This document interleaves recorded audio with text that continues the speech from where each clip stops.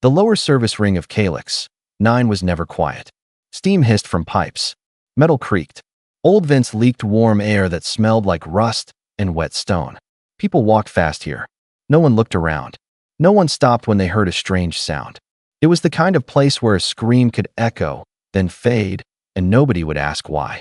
Tonight, 3 Harmony Council wardens dragged a young alien girl down a narrow metal walkway. Her name was Sarah. Her bare feet slapped weakly against the cold floor. Her white hair stuck to her face. Her violet skin was covered with bruises. Every step made her ribs hurt. One of the wardens had hit her earlier for disrespect. She had said too much. She had reported the wrong person. She had spoken the truth, and the council didn't like truth. "You should have stayed quiet," the lead warden said. Sarah's voice shook. "I only told what he did." "Enough," he snapped. They turned a corner and stopped at a large round metal hatch. The lead warden entered a manual code. The lock clicked loudly. The door slid open with a long, slow groan. Cold, dead air drifted out. Behind the hatch was a deep stone shaft, old and forgotten. A giant well built long before this city became modern. The council called it a purification shaft. But Sarah knew the truth. This was where people were thrown when the council wanted them to disappear. "You're not supposed to use this," she whispered.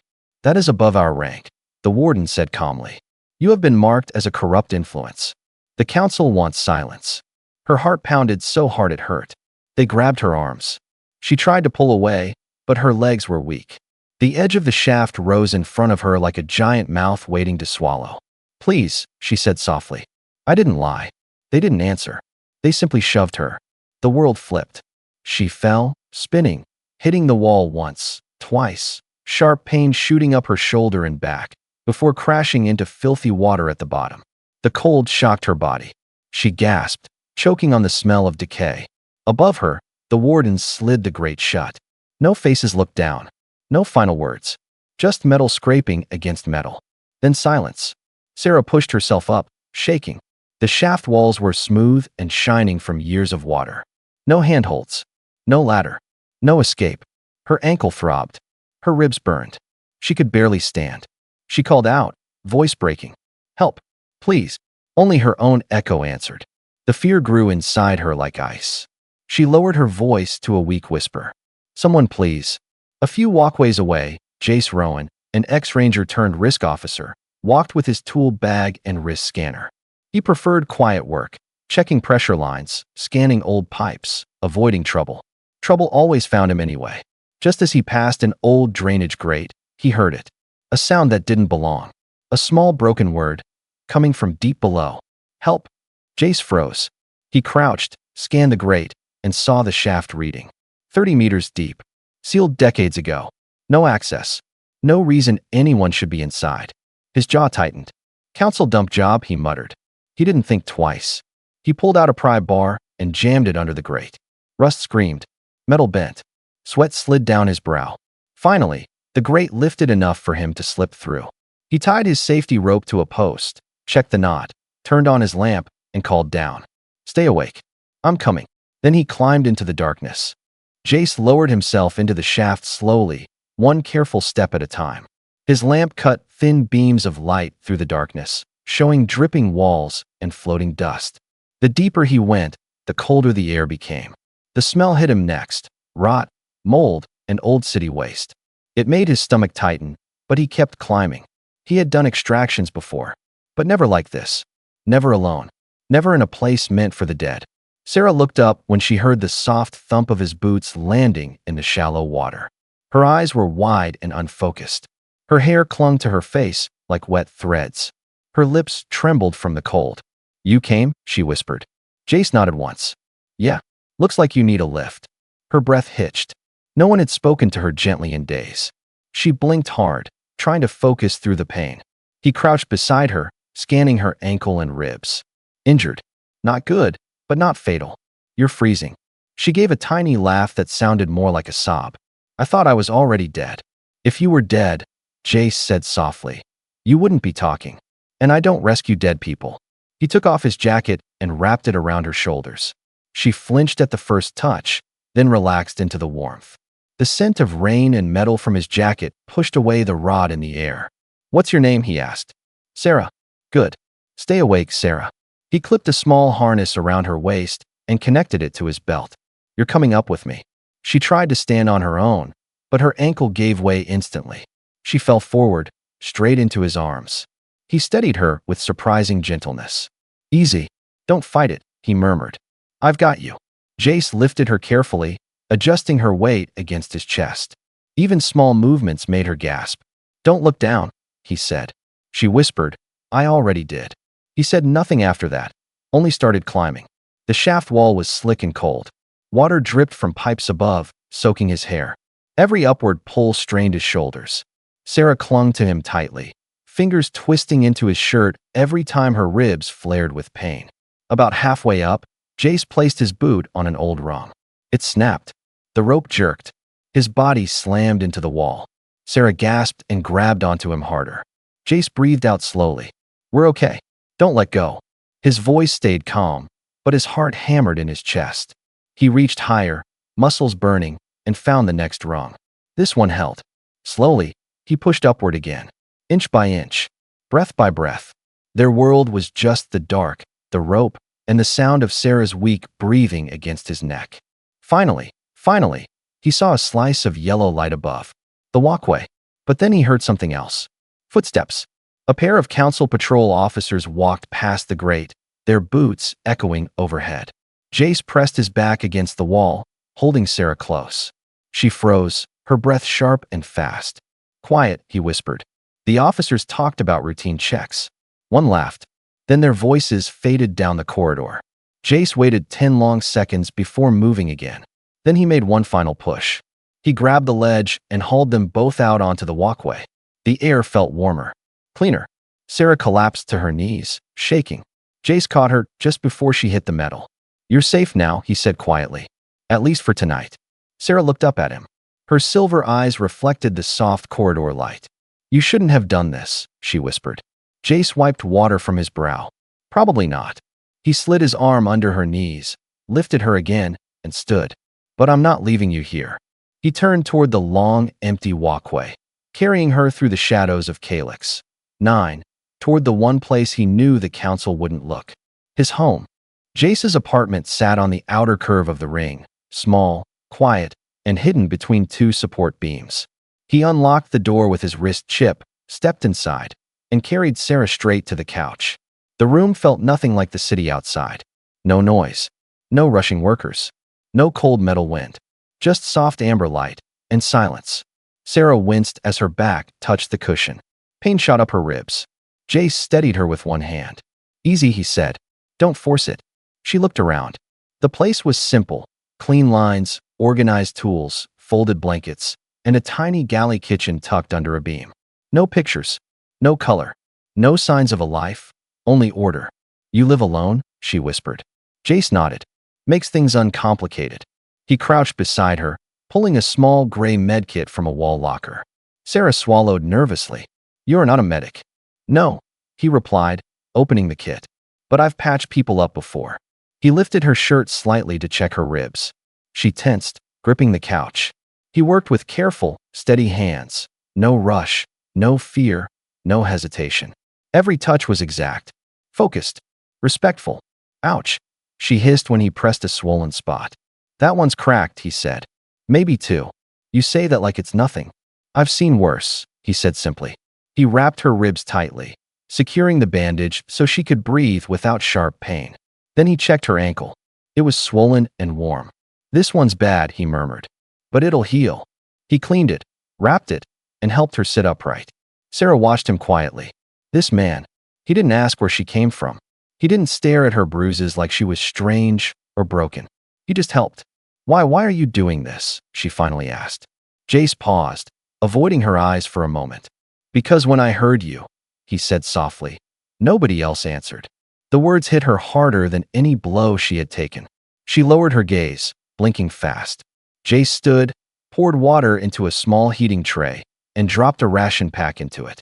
Soon the room filled with the smell of warm broth and spiced protein strips. He handed her a bowl. Eat. Sarah lifted it with shaky hands. Her first sip sent warmth spreading through her chest. She closed her eyes. This is good. It's ration food, he said. Don't compliment it. It's good to me, she murmured, taking another sip. He looked at her then, really looked. Her cheeks somewhat hollow. Blue-gray circles around her eyes. She hadn't eaten properly for days. They kept you without food, he said. Not a question. Sarah nodded. Her voice weakened. 3 days. No charges. No answers. Only questions and fear. Jace leaned against the counter, arms folded. The lights cast shadows on the scar running across his cheek. You reported someone powerful, he said. That's why. She nodded again, lips trembling. The counselor's son. Lauren Vale. I thought justice existed. It does, Jace said. It just doesn't live in Calyx. 9. Sarah gave a small, broken laugh. Then why save me? He shrugged lightly. Because someone should. She stared at him a long moment, unsure whether to trust him, yet somehow already trusting him more than anyone in days. Her hands shook. She couldn't stop it. The cold, the fear, the shock. Jace noticed. He grabbed a clean undershirt and a towel and handed them to her. Change, he said gently. I'll turn away. You trust me alone in your home, she whispered. If you wanted to hurt me, he said dryly, you missed your chance. He stepped out to the balcony and let the cold wind hit his face. He listened to the faint hum of the city, the distant rumble of transit carts, everything normal and uncaring. When he returned, Sarah was sitting upright, wearing his oversized gray shirt. Her torn dress lay folded neatly beside her. She looked small, exhausted, but alive. He dimmed the lights. You should sleep, he said. Her eyes grew heavy. If they find me here, I'll handle it, Jace said. She stared at him, confused. Why? Why risk your life for someone like me? Jace sat down in the chair by the door, arms folded, eyes already scanning the room like a guard on duty. Because you mattered enough to call for help, he said quietly. And I mattered enough to answer. Sarah closed her eyes, finally letting the fear drain away for the night. Jace did not sleep. He watched the door. He watched the sensors. He watched the shadows. Because the city had thrown her away. But he wasn't going to let it take her back. Morning crept quietly into Jace's apartment. A thin line of pale light slipped through the blinds and touched the floor like a blade of ice. Jace stood at the counter, rolling up his sleeves as he poured hot broth into a cup. He hadn't slept, not even a minute, but he didn't look tired. He looked focused. Sarah slowly opened her eyes. For one brief moment, she forgot where she was. Then she saw Jace standing nearby, stirring a cup of broth, and remembered everything. The fall, the darkness, the rescue. Don't sit up too fast, he said gently. Your ribs won't like it. She tried anyway. A sharp breath escaped her. He knelt beside her, supporting her back with one arm. Easy, he murmured. You're still healing. Sarah held the warm cup with trembling hands. She sipped it slowly, feeling strength return to her body. The oversized shirt she wore brushed her knees. It smelled faintly of metal and soap, Jace's scent. It made her feel safer than she expected. She looked around. Where are we? Sector 9. Outer Ring, Jace said, turning on the wall console. Close to the council inspection offices. Her eyes widened. Isn't that dangerous? For them? Maybe, he said quietly. The console lit up, displaying the infrastructure map of the city. Jace's fingers moved fast across the surface. Sarah watched him as he filtered logs, searched archives, and opened hidden layers of data. What are you doing? She asked. Looking for answers, Jace said. Someone ordered that shaft open last night. Someone important. He scanned the records again and found something. A temporary sanitation override. Time-stamped. Marked as sealed decades ago, but opened anyway. Sarah leaned forward. Whose code is that? Jace zoomed in on the ID. His jaw tightened. Lauren Vale, the counselor's son. The same name Sarah whispered in fear the night before. She covered her mouth. So it was him. They really tried to erase me. They did erase you, Jace said. Officially, you never existed last night. He encrypted the access log into his wrist chip. His voice grew colder, almost dangerous.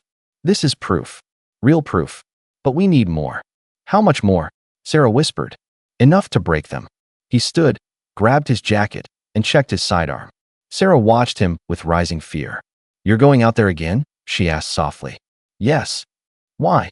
Because if I don't, he said, locking the chip onto his wrist, they'll throw someone else down another shaft tomorrow. She swallowed hard. What if they catch you? Jace gave a faint half smile. They think I'm dead in their records. Makes their job harder. He turned toward the door, but Sarah suddenly reached out and grabbed his sleeve. Jace! He stopped. Come back. He didn't promise. He didn't give false hope.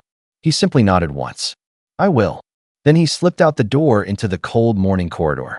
The municipal data core sat deep inside the ring, quiet, sterile, blue-lit. Jace walked through like he belonged there. Years of working in the system had made him invisible. He reached Terminal Row D, tapped old maintenance credentials into the console, and the system opened like a door welcoming an old friend. Lines of data filled the glass screen. He filtered for missing person logs, then cleansing orders, then restricted directives.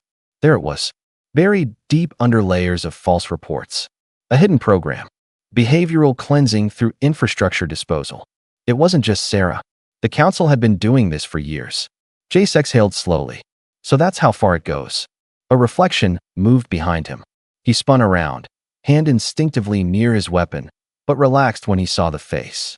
Lara, one of the internal auditors he'd worked with long ago. Sharp eyes, quiet mind. A woman who saw everything but said little. You shouldn't be here, she said softly. You saw the logs? Jace asked. I saw what someone tried to delete, she replied. Was that you? He didn't answer.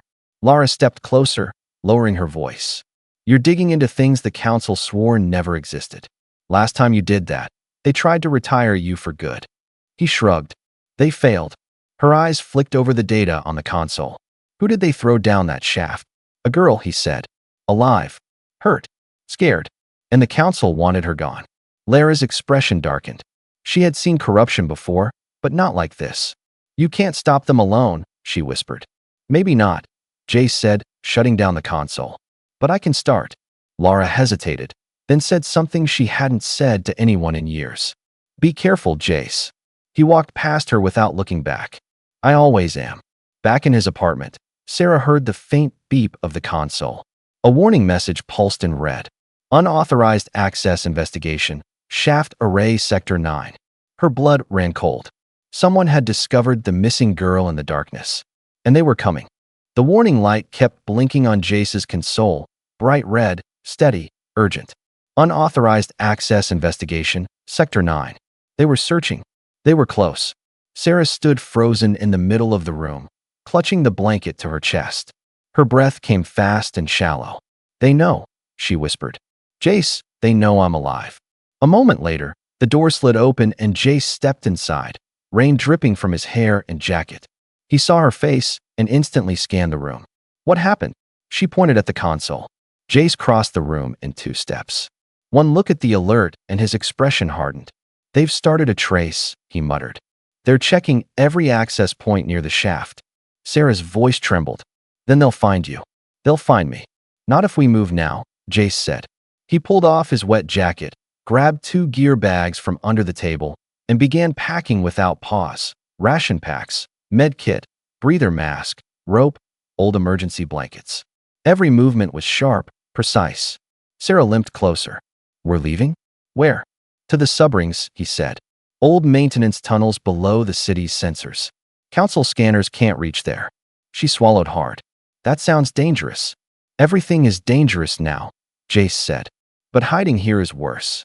He knelt beside her, checking her ankle again. The swelling had gone down a little. She could walk, but not fast. You'll need support, he said.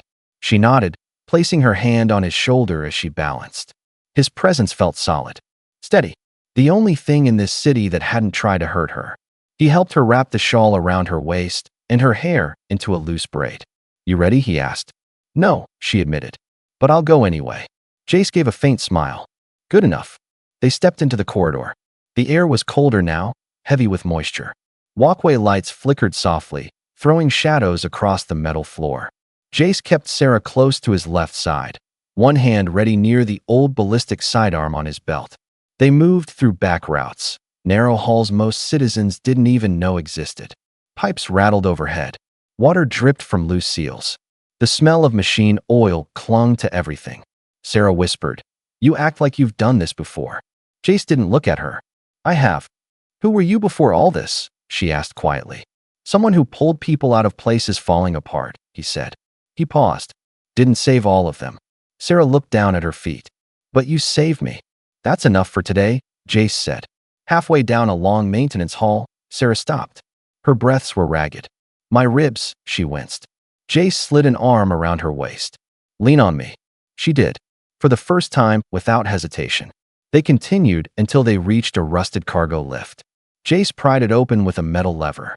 The smell of dust and old wires rushed out. Down we go, he said. They stepped in. The lift groaned as it descended, shaking every few seconds. The dim ceiling light flickered, leaving their faces half-lit. Sarah's voice was barely a whisper. Jace, what happens if the council finds us? What if they find out what you're doing? Jace watched the floor numbers drop. Then they'll finally have a reason to kill me, he said calmly. Her heart clenched. You say that like it doesn't matter. He looked at her then, really looked. It matters. But you matter more. She didn't know how to answer that. The lift stopped with a jolt on level 2. The doors opened to a mist-filled corridor. The lighting here was weak and yellow, powered by dying backup lines. Old pipes lined the walls, hissing quietly. Stay close, Jace told her. They walked through the tunnel. Water pooled on the ground. Everything was cold, damp, forgotten. Sarah's voice echoed softly. You said people didn't survive before, the ones you tried to hide. They wanted justice, Jace said. They believed the truth would protect them. And it didn't. No, he said. It didn't. She walked in silence for a few steps. Then softly, and you're still trying? He nodded. Because people like Vale won't stop unless someone stands in their way. Sarah watched him from behind. The way he walked, the scars on his arms, the calm in his voice even while running from danger. Then you're braver than the rest, she whispered. Jace gave a short, humorless breath. No, just tired of watching people disappear. They reached a sealed maintenance door. Jace crouched and connected a bypass tool. The screen blinked red, then green. The door clicked open. Inside was a small, forgotten chamber. Dust on the floor, broken monitors on the walls, old repair tools lying around. But it was hidden, dark, safe. Jace placed the bags down. This is home for now. Sarah stepped in, hugging herself. It's cold. He lit a small heater coil. Orange light filled the room. Warmth spread slowly. Sarah sat on the old metal seat, pulling the shawl tighter. Jace sat opposite her on the floor, back against the wall, sidearm resting beside his leg. You should sleep, he told her. And you? She asked. I'll watch, he said. Old habit. She hesitated, then whispered. Thank you for not leaving me. Jace didn't look away. I heard you, he said. And that's enough. Outside, the city thundered with alarms. Inside, 2 people hid under its skin, one healing, one guarding, both knowing they couldn't stay here for long. The first sign of danger came as a low vibration running through the floor. Sarah woke instantly, heart pounding. The heater coil glowed softly in the corner, but the air around the chamber felt different, charged, restless, alive. Jace was already awake, sitting against the wall with his sidearm in his hand. He glanced at her. They're powering up this sector, he said. Someone's tracing the signals. Sarah pushed herself up slowly. Does that mean they're coming? Not yet, Jace said. But they're looking for something. Maybe us. Before she could respond, the door panel on the far side beeped once, soft but sharp in the quiet. Jace stood immediately, weapon raised. Sarah held her breath. The door slid open halfway. A shadow stepped into view. Jace aimed. A voice whispered, Don't shoot, Rowan. He lowered his weapon slightly. Lara. The internal auditor stepped inside, soaked from rain and dust. Her dark coat clung to her shoulders, and her hair stuck to her face. She looked like she had run through half the city. You weren't hard to find, she said, eyes moving between Jace and Sarah. You left a signal trail. Jace frowned. And you followed it. I covered it, Lara corrected. But the council's already moving. You're out of time. Sarah shrank back against the wall. Jace moved slightly in front of her. What do you want? He asked. Lara pulled a small data slate from her coat. This. Jace took it cautiously, scanning the first lines. His jaw tightened. A list. Names.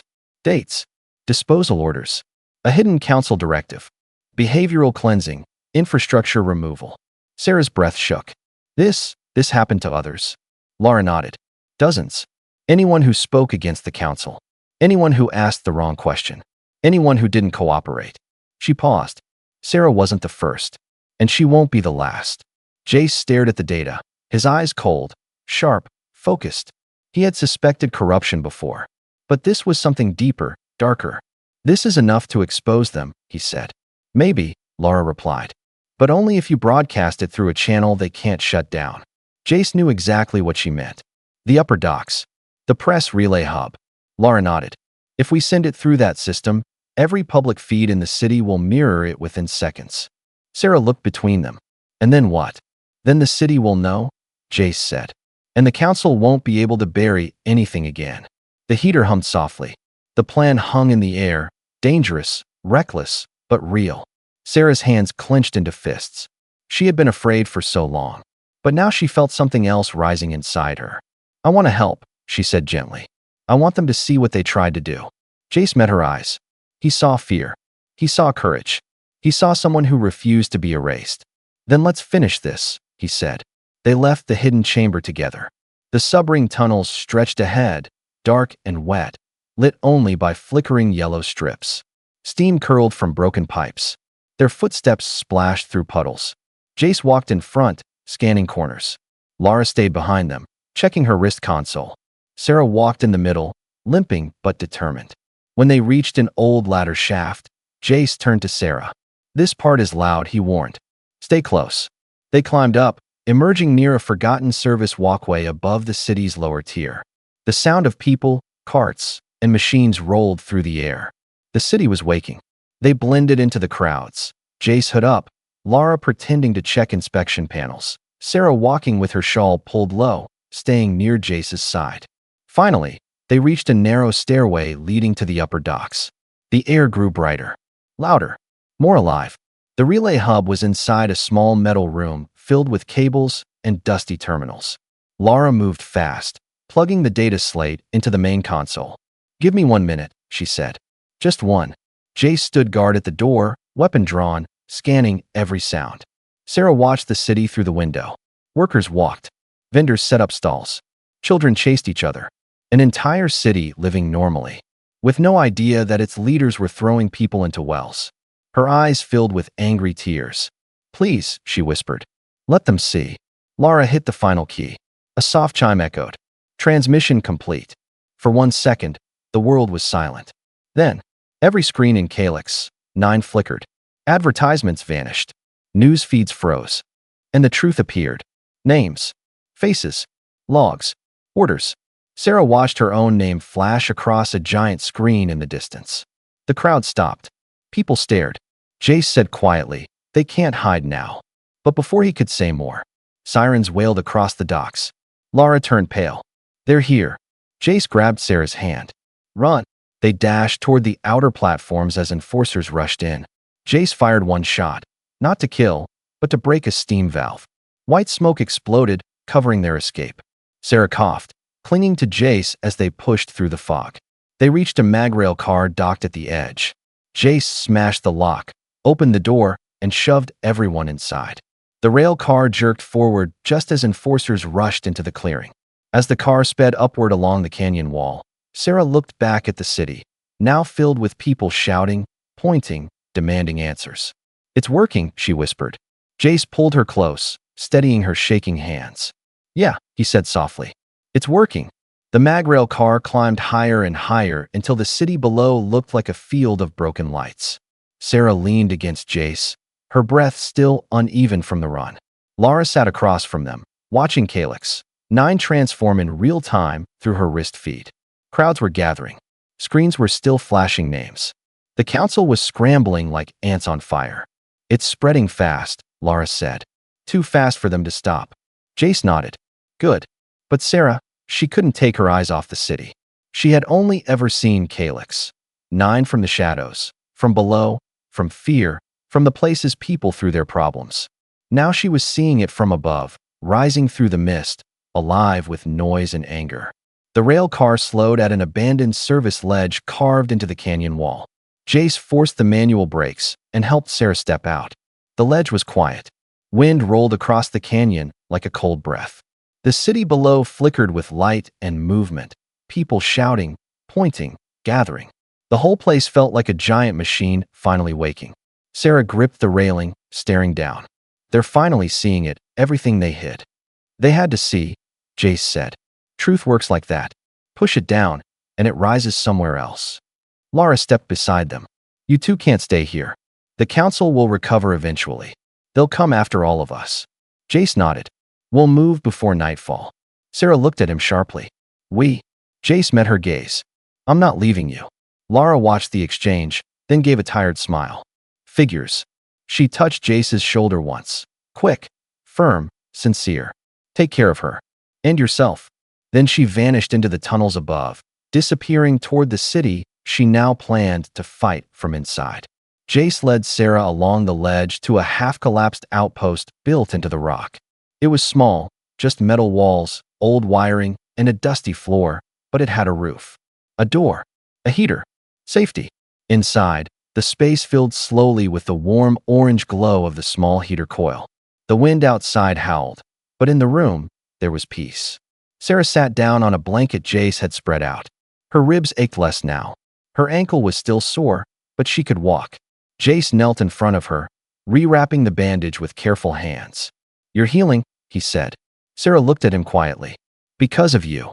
He didn't respond. He didn't need to. She watched his face in the dim light. The focus, the calm, the softness that hid under all that control. This man had risked everything for someone he met only hours ago.